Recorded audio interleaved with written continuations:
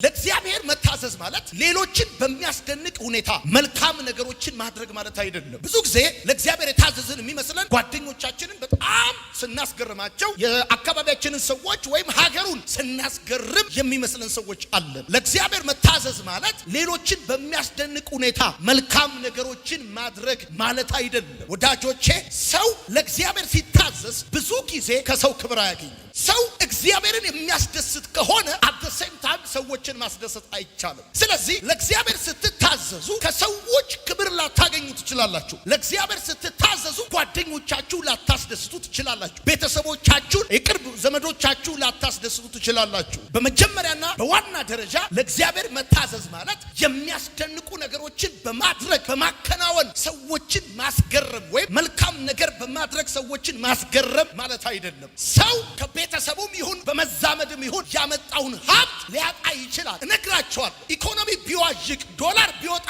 ቢወርድ፣ የዓለም ፖለቲካ ቢቃወስ፣ ሰው እግዚአብሔርን በመታዘዝ የተቀበለውን በረከት የትኛውም ነገር ሊነጥቀው አይችልም። እግዚአብሔርን ታዞ የተቀበለ ሰው በአጋንንት ሴራ ሊከስር አይችልም። በሰዎች ተንኮል ሊከስር አይችልም። የሰማኝ ሰው ካለ እግዚአብሔርን የልቡን ሐሳብ ተከትላችሁ የተቀበላችሁትን ነገር የትኛውም ጎበዝ አይነጥቃችሁም። የትኛውም ብርቱ ከቶ ሊከለክላችሁ አይችልም። ከቤተሰባችሁ የወሰዳችሁትን ወይም ከሰዎች ተዛምዳችሁ ያመጣችሁትን ነገር በተለያየ ምክንያት ልታጡ ትችላላችሁ። ነገሮች ሲቀያየሩ፣ ፖሊሲ ሲቀየር፣ ሰዎች ሐሳባቸውን ሲቀይሩ እነዛ ነገሮች ከናንተ ላይ ሊቀሩ ይችላል። ሰው እግዚአብሔርን በመታዘዝ የተቀበለውን በረከት ግን እግዚአብሔርን በመታዘዝ በብቸኝነት መንገድ በምድረ በዳ በጨለማ በብዙ ውጣ ውረድ ውስጥ ሆኖ የተቀበለውን በረከት የዶላር መዋዠቅና መውጣትና መውረድ፣ የፖለቲካው መቃወስ ቤታችሁ የገባውን በረከት አያወጣውም። ይገርማችኋል። ቤታችሁ የገባውን ሰላም እግዚአብሔርን በመታዘዝ ወደ ቤታችሁ የገባውን የትኛውንም ነገር ሊነጥቃችሁ የሚችል ነገር የለም። ዛሬ ነግራችኋለሁ። በአቋራጭ ሄዳችሁ ከምታገኙት ልምላሜ ይልቅ በንዳዱ በረሃ ሄዳችሁ የምትቀበሉት የእግዚአብሔር እውነት ይበልጣል። ልክ ነው። ከእግዚአብሔር ሐሳብ ይልቅ የሰዎችን ሐሳብ፣ ከእግዚአብሔር የልብ ደስታ ይልቅ የጓደኞቻችሁንና የሰዎችን ስሜት ደስ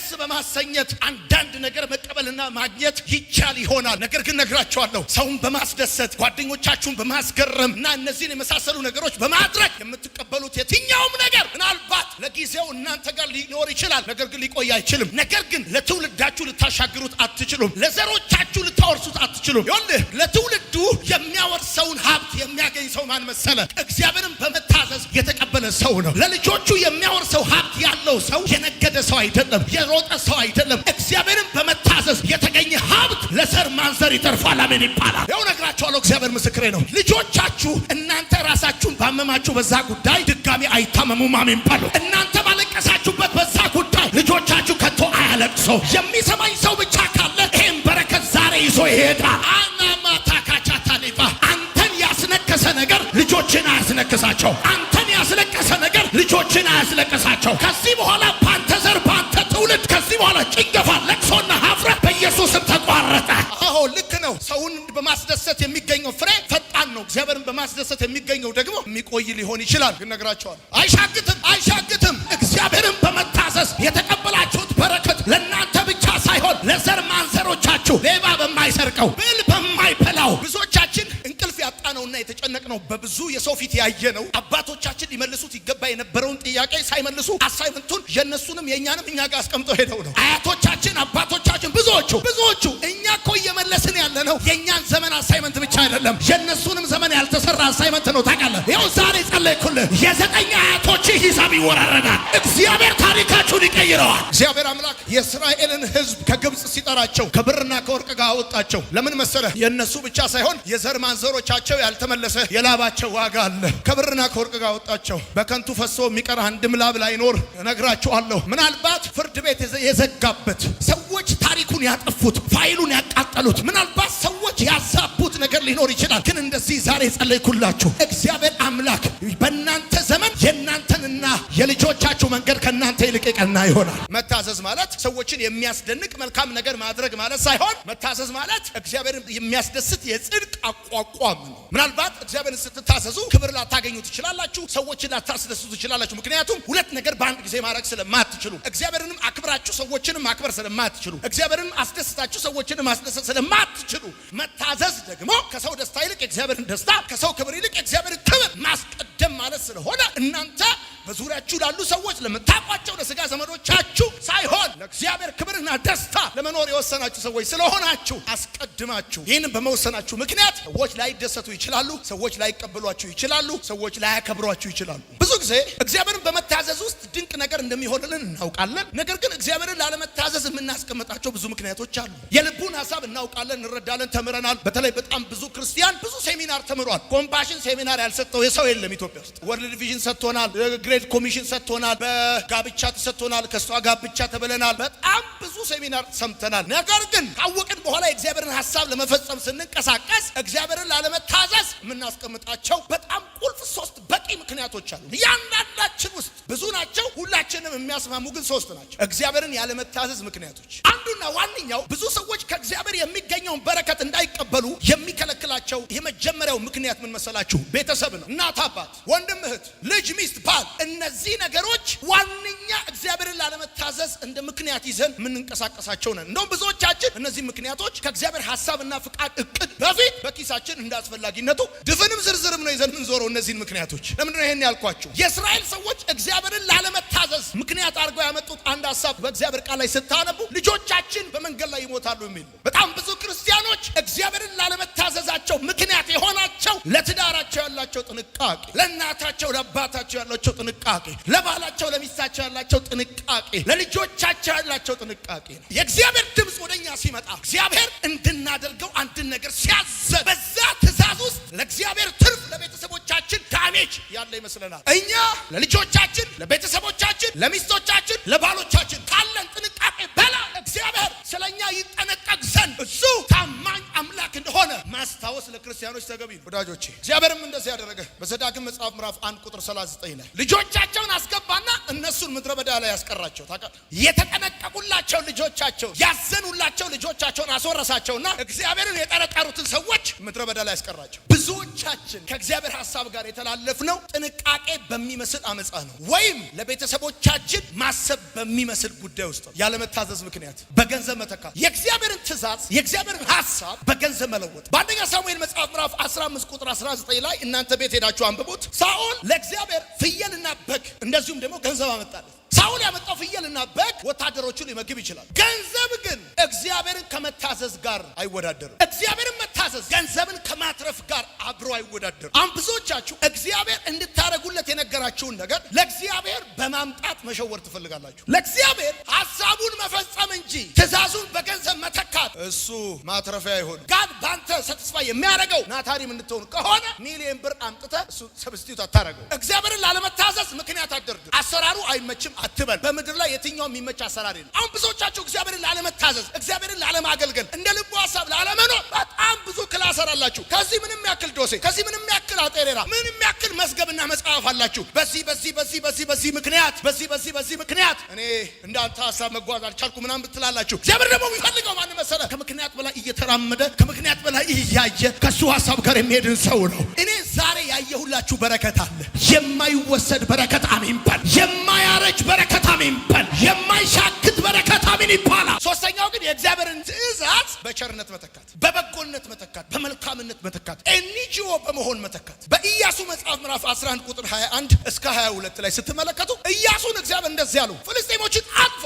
ይገርማቸዋል። አጠፋና የተወሰነ ክፍል ሲቀር ቸርነት አደረገላቸው፣ እራራላቸው። አሁን አንዳንዶቻችሁ እግዚአብሔር እንዲጨክኑበት የፈለገውን ጉዳይ እናረግለታለን። ቸርነት ተው ያለንን እንራራለታለን፣ ይቅር ያለውን እናዝንለታለን። በቃ ይሄ ምናምን ብለን ጥቅስ እንፈልግለታል። ደም አንዳንድ ታሪካዊ ዳራና የቤተ ክርስቲያን አሰራር ሁሉ እናጣቅሳል። ወዳጆቼ ማንም ሰው ቸር ቢሆን ከእግዚአብሔር ይልቅ ቸር አይሆንም። ማንም ሰው ሰጪ ቢሆን ከእግዚአብሔር ይልቅ ሰጪ አይሆንም። ማንም ሰው ተሸካሚ ቢሆን ከእግዚአብሔር ይልቅ ተሸካሚ ሊሆን አይችልም። አንዱ የእግዚአብሔርን ትእዛዝ ለአለመታዘዝ ምክንያት አድርገን የምናቀርበው ቸርነታችንን፣ ልዩ ልዩ የቸርነት አገልግሎቶችን ማድረግ። ለምሳሌ የቸርነት ስራዎችን መስራት። ሰይጣን ምን ይላል መሰለ? የቸርነት ስራዎችን መስራት እግዚአብሔርን የመታዘዝ ጥሩ ምትክ ነው ይላል። እና አረጋዊ ስታበላ፣ የጎዳና ልጆች ስትሰጥ፣ ምናምን ልብስ ስታለብሳቸው እና አንዳንድ ቸርነት ስታደርግላቸው እግዚአብሔርን የመታዘዝ ጥሩ ምትክ እንደሆነ እንዲሰማ ይፈልጋል። ዲዩ ኖ ዛት ቤተክርስቲያን ኤንጂኦ እንዳልሆነች። ቤተክርስቲያን ኤንጂኦ አይደለች። አንዱ በዌስተርኖች አውሮፓን በሉት አሜሪካን በሉት ቤተክርስቲያንን ከመታው ነገር አንዱ ቤተክርስቲያንን በኤንጂኦ ሜንታሊቲ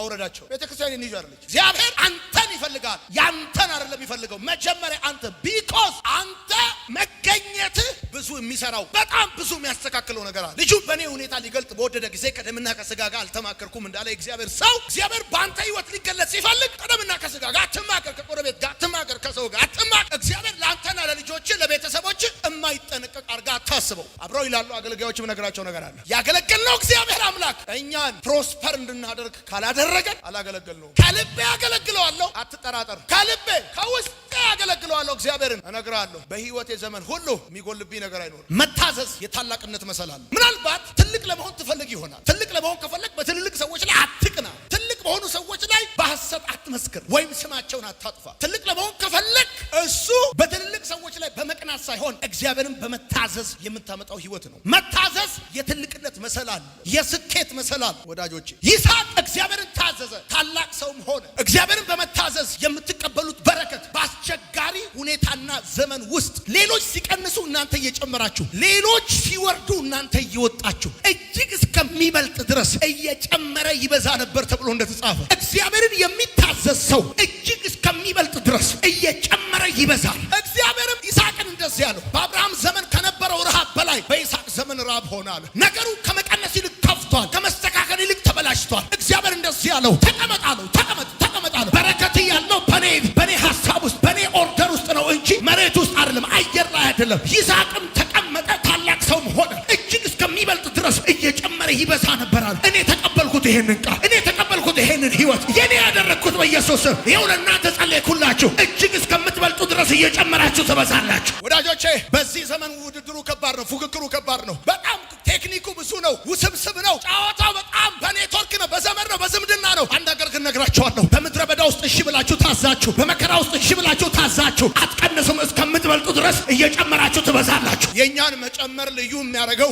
ማንም በጥሩ ሲዝንማ ይጨምራል፣ ማንም ዝናብ ባለበት ዘመንማ ይጨምራል፣ ማንም ሁኔታ ሲመቻችማ ይጨምራል፣ ማንም ጥላ ሲሆን ይጨምራል። እኛ ግን ይገርማል፣ እግዚአብሔርን ታዘን በበረሃና በምድረ በዳ በጭንቅና በሐሩር ውስጥ እንጨምራለን። አሜን ይባላል። እኔ አይቻለሁ በመንፈስ እጅግ ለብዙ ሰዎች ማዕረግ ይጨመርላቸዋል፣ ማዕረግ ይጨመርላቸዋል፣ ማዕረግ ይጨመርላቸዋል። በየስርቻውና በየኔትወርኩ የሚሯሯጡ ሰዎች ይኖራሉ። እናንተ ግን እግዚአብሔርን በጽድቅና በእውነት አገልግላችሁ በምድሪቷ ላይ በብልጫ መንፈስ ትገለጣላችሁ፣ በብልጫ መንፈስ ትገለጣላችሁ። ነግራችኋለሁ። የሞታችሁ ሲመስላቸው፣ ያለቀላችሁ ሲመስላቸው፣ አፈር የተሸፈነባችሁ ሲመስላቸው በትንሣኤ መንፈስ የእናንተ ነገር የሞትን ኃይል ድል እያደረገ ይወጣል። እግዚአብሔርን መታዘዝ የታላቅነት መሰላል ነው። ብራዘር ቁጭ በል ካለ ቁጭ በል፣ ተወው ካለ ተወው፣ እርሳው ካለ እርሳው፣ ይቅርብህ ካለ ይቅርብህ፣ ተቀመጥ ካለ ተቀመጥ፣ በቃ ተቀመጥ። ሁኔታው አይመችም ተቀመጥ፣ ነገሩ አይመችም ተቀመጥ፣ ደስ አይልም ተቀመጥ፣ ይቆረቁራል ተቀመጥ፣ ችግር አለበት ተቀመጥ። እግዚአብሔርን በመታዘዝ ውስጥ 2 ወር 3 ወር ወይም 2 ዓመት ወይ 3 ዓመት ልትቸገር ትችላለህ፣ ልትራብ ትችላለህ። ይገርምሃል፣ እግዚአብሔርን ያለመታዘዝ አመጻ